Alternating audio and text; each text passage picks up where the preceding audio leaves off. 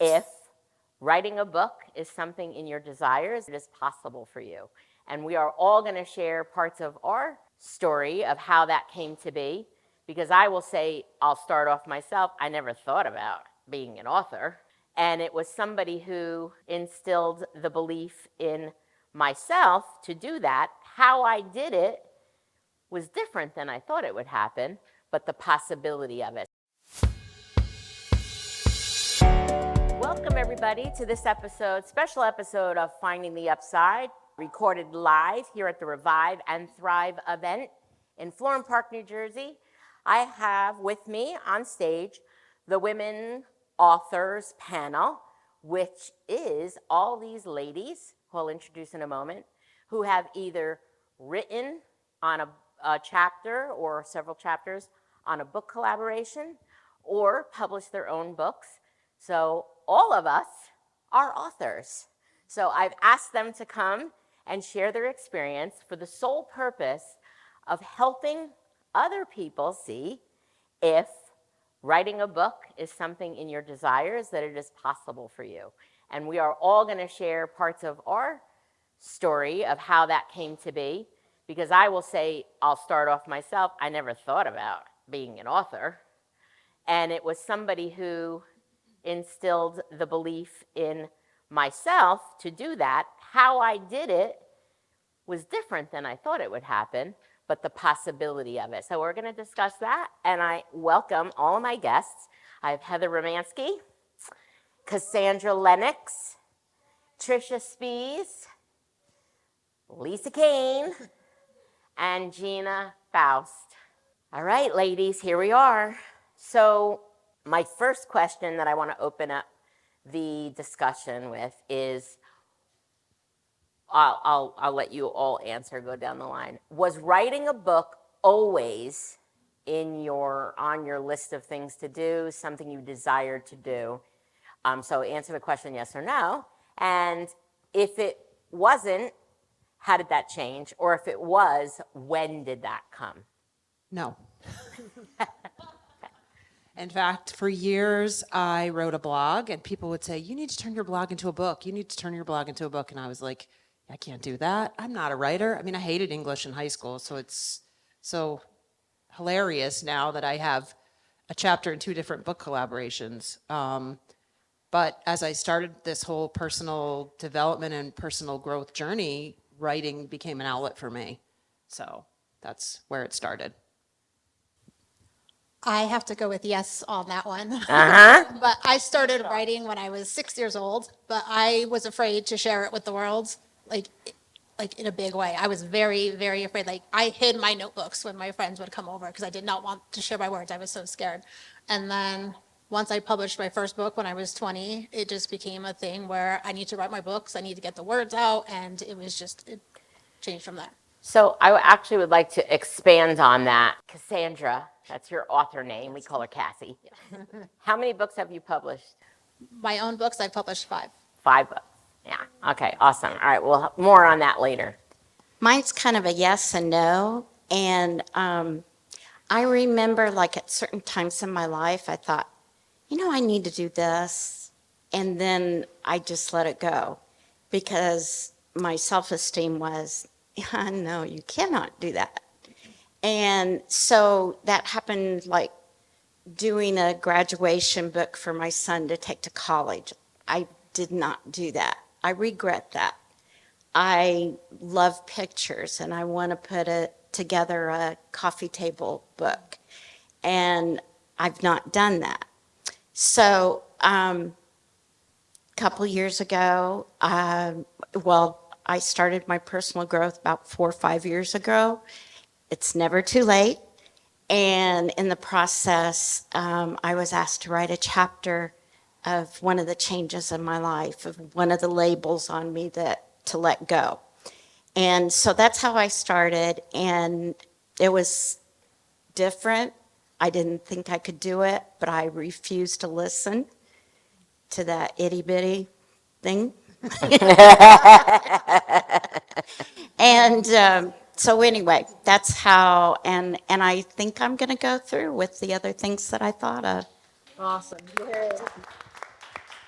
Lisa. I'm going to say absolutely not. I'm 100%. I'm the side of the brain that's all science and math. That was like my favorite thing. I hated English. I hated writing. Anytime I had to, it was like an abstract. That was the best they were going to get out of me. And then I learned that I had a story. And when it wasn't about me anymore, then it became an opportunity to share something that maybe will serve other people. And I think that's what shifted for me, was like, now I want to write lots of things. Cassie and I are actually working on a children's book together. And so like that shift, it wasn't about me writing a book or me writing a story. It was about what is there inside? What have I learned that maybe somebody else can take a nugget from this? And so that's where the shift was for me. Awesome. Gina. No, No. no, No. no. I had started to speak about forgiveness as my signature talk, and once I started speaking about it, someone said, "You need to write a book about that." I'm like, "Oh, I'm not an author. I can't write a book. I can't." I use the word I can't. But because my mess had become my message, I decided I can do this. There's help out there. And I decided I was going to write my book. I started it, and I got sidetracked with the book that we collaborated together, but it's there. And so it was not on my plate originally, no. Yeah. Well, I will share also, that was never in my early years part of what I thought I would ever do. And it came well before this book project came up, because I went to some other personal development thing, and it was like a business thing, but / personal development, and took us through, actually, he was a master at NLP, and took us through like a session and said, envision all the things that you want. And I had never been exposed to anything like that. And he's like, just let it come. And like, it was guided. And I envisioned this big building with my name on it. I envisioned a white office. I envisioned my name on a book. And I was like, ooh, ooh. And so that was kind of planted there. And then when the project came up, it's like, oh, because that was the other thing for me. It's like, how do I do it? Like, that's always what hangs me up. I want to do lots of things, but then how do I do it? I would always say, I had on my calendar for years, writing, like, a time block, writing. And I would delete it every day. I'd be like, and at some point, maybe about 6 or 7 years ago, I started writing just to dump all the crap out of my head somewhere. And somebody said to me, oh, that's a blog. And I'm like, really? Okay, yeah, no, I'm not putting that in public. But I haven't had a dedicated journaling practice or anything like that. I step in and out of it. But then I started saying, okay, well, what am I writing? If I have this block down to write every day, what am I writing? And I would sit there and be like, nothing would come. And I actually asked you and Andrea about that. And you said, well, just talk it out in a voice thing. Because if you just talk about stuff, then you transcribe it, then your thoughts are out, if that's easier. So that helped me tremendously. And then I remember watching an interview with Billy Joel. And he talked about writing music. Sal, you'll love this, right? Writing music, in order to write music, it's not like it's like, hey, I'm going to write music today. I'm going to write this song today. I'm going to do this album today. It doesn't really work like that. It's just sit at the piano and just write, play, write, whatever. Sometimes things come out, sometimes they don't. So it's just being in that practice. So that was what started percolating, and collaborated on this project, the same one. We all wrote a chapter on the same book collaboration about labels. And then I have one book that is in process now, and 3 others that are banked in the brain. So, so, it really was having that shift that, oh, this is something I could do. And I'm not even touching on how to get it published, because now the world is so different. Years ago, it was a lot less accessible, but now things have changed so much with self-publishing, and it's gotten, you don't really have to always have an agent to get it done. It's easier, but there's lots of ways to make it accessible to you. So, yeah. So you also collaborated on another book project. How did that come to you? And was that before this project or after? So the second book was after our book. Yep, okay. it was after. So I had this experience to draw on, which I think made it easier for me to commit to. Yeah, because you already did it once. I already did it once. I at that point had confidence in my writing. And believe it or not, that came to me through my LinkedIn profile. The woman who asked me to join the project, we had kids in elementary school together. And then my kid went to one middle school, her kid went to another. But I was maybe looking for another job at the time. And so I spent a little time on my LinkedIn profile and added all my leadership stuff. And so she sent me a direct message and was like, oh, I see you're in leadership. Would you be interested in writing a chapter in them? I'm like, how many words? And she's like 750. And our requirement for the book we all worked on together was double that.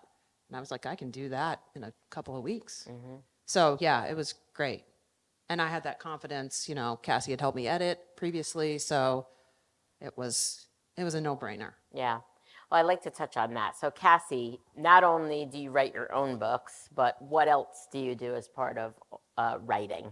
I'm also a freelance writer and a writing coach. So I've helped a lot of individuals, mostly women, get their words out to the world, because that's something that I believe so strongly in the ripple effect and the need to use your voice for change. And so many women, especially, anyone, they have the words inside of them and they're just afraid to pull them out. So I help people do that and then go from there, because what can you do if your words are just inside you forever?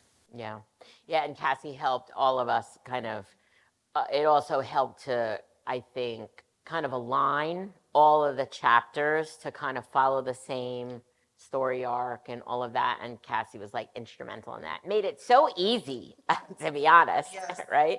But I'm curious if there's people that you work with, that anything that hasn't been mentioned already, things that come up that stops people from getting their message out. Are there other things beyond what we've already expressed, like not thinking it, not liking writing, not being good at writing? Like, what are other things, if any?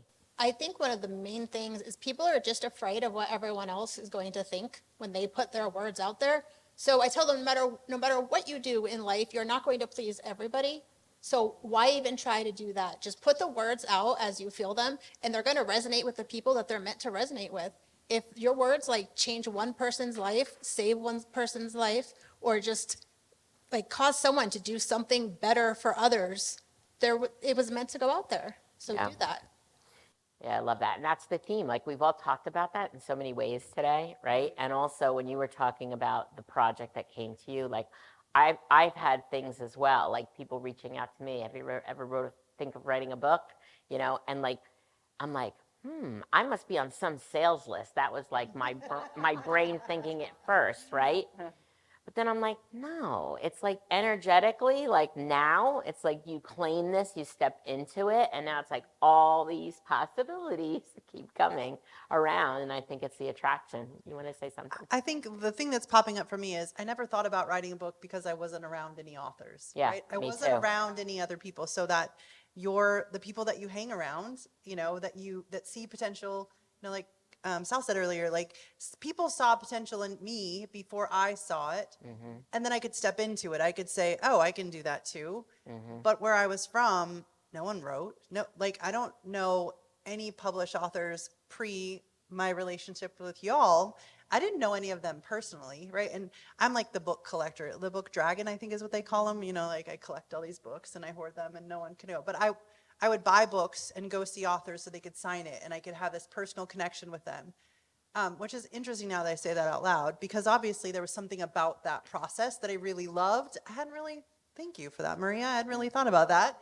But it wasn't until I started hanging around with people who did those things that I said, oh, earlier, if they can do it, I can do it.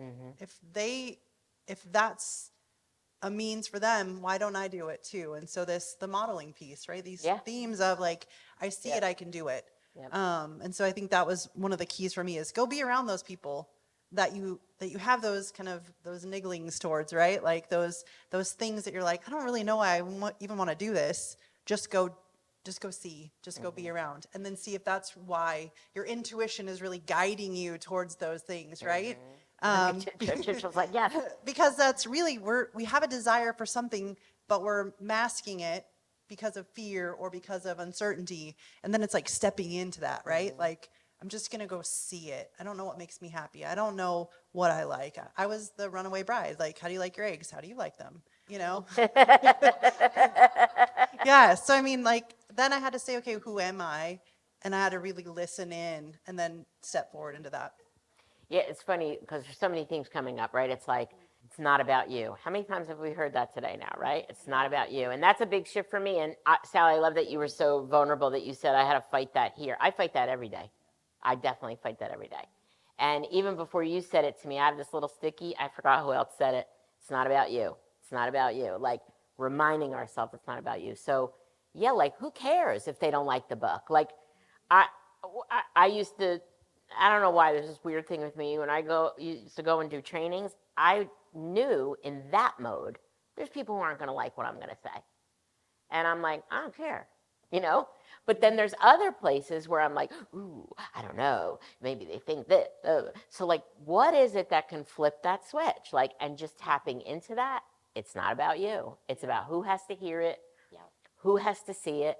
And the other thing is, and you girls know this because you heard my talk from one of the summits that we spoke at, where I talked about being a business owner, how that wasn't modeled for me. No one in my family had ever had a business like me. And my family had no connections, no associations, nothing. So I had to unravel all that. And then once I actually started down that path, I realized I was the babysitter in the neighborhood. I babysat for everyone. That's a business. I had babysitting club. They used to come and do arts and crafts. Like, so how did I go from 12 and 13 doing that? I had a cleaning business. I used to clean people's houses with my friend.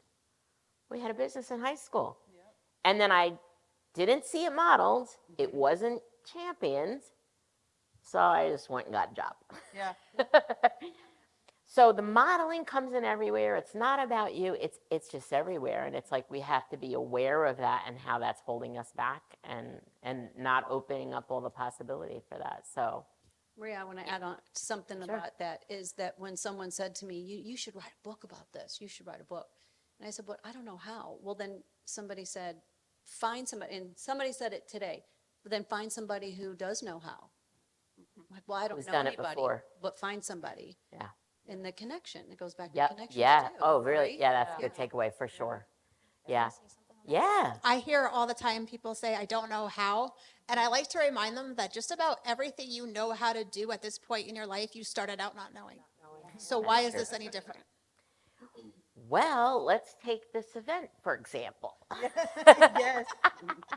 I said to Liana, I feel like I'm walking with my eyes closed, with my hands out, all of us in front of me, because we didn't know how to do any of this. Yeah. But like, just, you're right. And somebody else said to me, very wise statement, to be good at the thing, you have to do the thing. Yeah.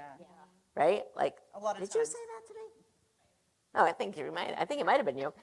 To do the thing, to be good at the thing, you gotta do the thing. So where I'd like to go now, and certainly anybody who has thoughts or responses to anything we spoke about or anything we will, I'll start with you, Cassie, because you have the most experience in this. But what are some of the ways that people do get their words on the page? I've said, like, speaking it helps me. What are some other hacks, ways to get started? Well, I know that there's a lot of books out there with prompts, and some people laugh about that, like just to buy a book that tells you what to write. But if you honestly open up to any page and just go with whatever's there, and you don't know what's going to come out from that, and that could spark something else. It sparked a lot of poems for me, blogs, and all kinds of things. So I always recommend that to people. And then also keeping like a notebook or something like in your purse, like around you any times, because at certain times in the middle of the day, and even a lot of people say they get the best ideas in the shower. I'm one of those people too. I have aqua notes on the side of my shower to write What down. are aqua notes? It's a pen and paper that you like suction onto the side, and then when you have, it says no more great ideas down the drain. It's like I love them. And the little Getting pencil, that. like it's fine in the water. You just write down your ideas, so then later you could go back and okay, I'm going to write on this topic. Wow. It's fantastic. I am not trying to endorse that, but I would endorse Yeah, that. got it. But that's another thing. Write down anything when it comes to you, because then, I mean, you could write more about it later, or just open the page and whatever comes to your mind, just put it out there, because you never know. Interesting. Okay. It's funny you're saying that about writing like a book, because I'll do that where I don't think in the shower, but ideas come all the time to me. And then I'll like, oh, I got to remember that for whatever, like a talk, a training, a blog post, a podcast episode. And then I won't write it down and be like, oh, what was that good idea I had? Right. So capturing it. Go ahead. So yeah, one of the things I started doing was voice noting. So yeah, like as soon as that thought comes, I'll voice note. And sometimes they're really long voice notes. And I'm like, oh, I got to go back and listen to that at some point. But it's like really just that brain dump, because I'm not a writer like the written thing. I like to talk because as I talk, I formulate those ideas. I'm a verbal processor, and I understand that about myself. So I really try to do that where I get it into a verbal setting. For about a year, I did just a broadcast Voxer where I would just talk about whatever was on my mind, like what I learned that day. And that process helped me like be okay with using my voice. And I didn't realize that in that process, I was going to have a voice, really.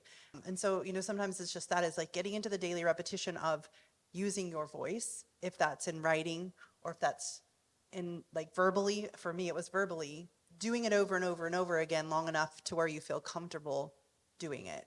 And these guys laugh one time. They got to see me do it live, and they're like, wait, you don't write that down? And I was like, what do you mean write it down? You know me. And they're like, you just did your whole like little Voxer thing right here in front of us. I'm like, yeah, that's how it always works. Like I'll be on a walk, I'll be wherever. And so, but it never crossed my mind that I need to write it down first or have a thought, an idea before I started. So just be okay with your own process. Don't compare yourself to anybody else. Yes.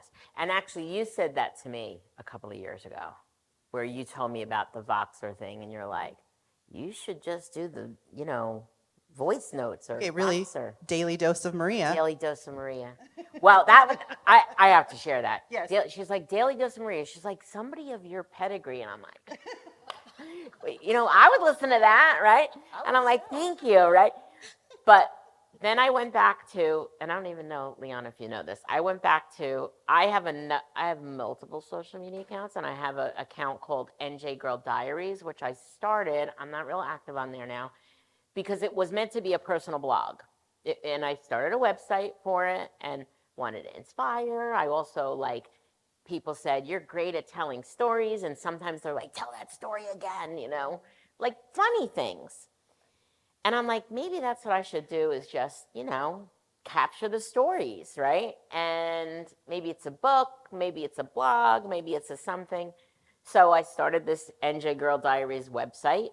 And I went back to it for something just to look at it. And it says on the screen that comes up that scrolls, get your daily dose here. Remember Yes, you just told me about it like a month or two ago. So I know. Hi, universe. Yeah. So, but yeah, she said that to me. She's like, just capture it. But I have to say, this podcast is part of that as well. So there's a lot of overlap and ways to do things to get your messaging out and talk about what you want to talk about, right? And it could be in social media, blogs, podcasts, anything. But it's right. It's just getting it out of you onto something. And then I went to a book writing thing, and they're like, you have your book, it's your podcast. I'm like, oh, I don't know about that. There's so much information in there to organize and then, create an outline story or an outline book. So anyone else on that note about hacks or things you do when you wrote or if you're writing? I think, Cassie and I told Cassie I want to write a children's book. And she apparently had that on her wish list too, that we were going to write a book together. So it was kind of nice that the universe aligned. In the shower, I'd be voxering her like, okay, Cassie, I see the opening scene and this is what it is and this is what it looks like. And this is like, I could tell her all the descriptives of it, but I didn't have the words for it. And so sometimes, using a ghostwriter can be a way to get your words out as well. That's good. I'm glad you brought that up because that's great. So, Ms. Tricia, what's your next book? Well, I was sitting here thinking about that. I know it sounds crazy. I always think it's crazy, but I have just been lately sunsets and rainbows. And I'm kind of a positive person. And Kind of. So, but anyway, I just keep thinking I need to put a book together of sunsets and rainbows. But I keep thinking in my mind to tell you guys the best thing that you can do if you're not interested in writing. I mean, and some of you I know do, but if you hear of other people, encourage them. I think that's a huge thing you can do. I know this couple that their son committed suicide almost right there with them. And he had been at the supper table and he walked 40 steps upstairs and shot himself. And Mike and Mickey are so positive and they've done plans and stuff. And he's always talking about doing a book called 40 Steps. And I keep telling him, I don't see him very often, but when I see him, I go, hey, Mike, there's people out there that really need your book, that 40 Steps. And so he's actually in the process of doing a movie with it, too. So please, if you hear somebody, encourage them. Yeah. That's the best thing, because they don't always think, as I don't think that I can do it. But when I'm encouraged, I guess that's a people pleaser, isn't it? No. Am I fawning? Ask Stacy. No. Uh-oh, I see the head, yes. Okay. So anyway, rainbows and sunshine. There you go. Awesome. Well, I wanted to bring two things to light here. Just it's coming up for me, so I feel like I have to share it. Lin-Manuel Miranda wrote a book called Good Morning, Good Night. And he told the story of how that book came to be. That Good Morning, Good Night was in the morning, he would get up on Twitter and he would just write a message and put it out there for what he needed. He was talking to himself, right? Like that was the intention. He was talking to himself. Motivation, whatever, or just triumph or whatever. And then at night, he would do it again to end the day. And somebody said to him, put all those together in a book. I'd love to read those. And that's the book. Good morning, good night. And it's literally, you could open any page, and on one side, it's the good morning note. And on the other side, it's the good night note. That's awesome. Yeah. And the other thing I wanted to share was that there's a very well-known author who I participated in a program, and she shared how she has a story about writing that she makes it miserable for herself. I'm not good at it. It's going to be awful. It's going to take me so long. I'll never get it done. And she is a well-published author who many people follow. And she talks about changing that story so that you can get in action, right? So, I mean, those are like things I think that are also related to this, because we've all shared that we never thought that we would be able to do it or how. And I think that that's insightful as well, that even people who are authors have to battle that, right? And who do have big book deals have to battle that. So just one takeaway as well. Gina, what is your book project on the horizon, or what is your next steps with being an author, or are you done? No, I'm not finished. Now that I am teaching part-time, I have some extra time to write, and that's where I am. I have all of my thoughts for us older generation people.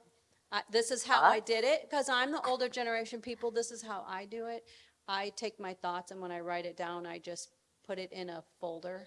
I have manila folders that are chapters, and I have all my chapters. They all have names, and I just put it where I think it goes. And then when I have enough, I write that chapter. So I'm just in the middle of it. Okay. That's probably a harder way. Somebody said, just put it in a Google Doc. I'm like, No. Yeah, but I think what Lisa said earlier, like respect what is your process of how to And do it works for me, and it's Right. easy for me. Right. And then I can move them around from folder to folder. Yeah. And that's easier than manipulating technology for me. Same. Heather? So my next book is my own book, and it's going to be something about use your voice, and using your voice at the office, using your voice in your community, using your voice to advocate for yourself. And I've got all these little vignettes to go with them. So Vignettes? What are vignettes? little stories. I learned that in a class with Maria one time. I know, and I'm like, I was so hung up, like, what the hell are vignettes? And then I'm like, Me too. they're stories. Why do we have to use that? Or it's Yeah, stories. and she was the lead off in that workshop, and she knocked it out of the park. Me? You were. Oh, Yeah. I forget what I said. I'll tell you later. Maria We'll than just talk Angela. about it. Okay.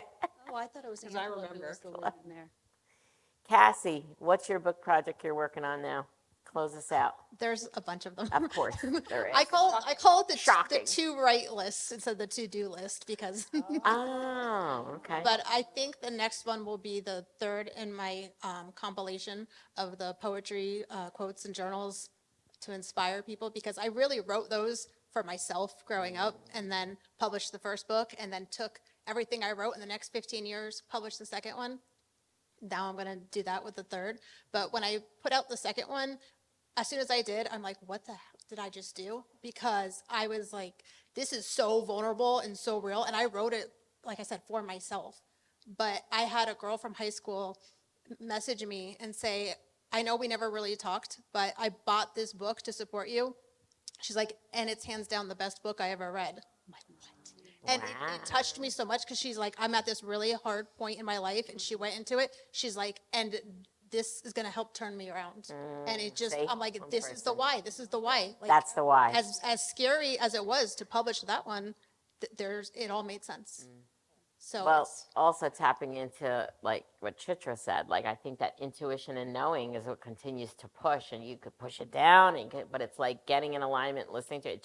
It just keeps coming. It's like you need to do this, you need to do this, you know, and then hearing that kind of feedback, then that's like, okay, it's not about me. Yeah, awesome. Well, thank you so much, ladies. Does anybody have any questions for the panel? So our book collaboration that we wrote together was not our project. It was somebody else's project, but it's called Free to Be Me. And every woman, there's 24 women that contributed on that project. And everyone wrote a chapter, and it was about label that was given to you that was typically negative, and the story behind that, and how you reframed it and made it something that worked for you. And it's the story of that. And we all, 24 of us, have that, and it's a compilation of that. What's the name of your book? Sorry. The other book collaboration that I participated in is called She Leads. Yeah. okay. You have five. Rattle them off. Sterling Secrets, Hey World, I'm Someone Too, Hey World, I'm Unleashed, Mama Kangaroo Nursery Rhymes from Modern Times, and Mama Kangaroo More Nursery Rhymes from Modern Times. Oh. Free to be me. That's fine. Free to be me. Free to be me. You have a name for your book? I have 4 choices that I'm going to just put out there and see what everybody likes. 4 choices of 4 names. choices. Mhm. Okay. About my forgiveness, my personal book. My Okay. forgiveness Okay. book. Awesome. Yes. That's on forgiveness. Yes. Okay. Great. Yeah, so this is my new book title that I'm working on. Grief, 0 stars, do not recommend. What? Grief, 0 stars, do not recommend. So it will be, when I'm finally ready, it'll be the story of losing our daughter. Yeah. Well, we will read that and support you. Okay, thank you so much, ladies. Thank you, everyone, for joining us. That's a wrap. See you next time.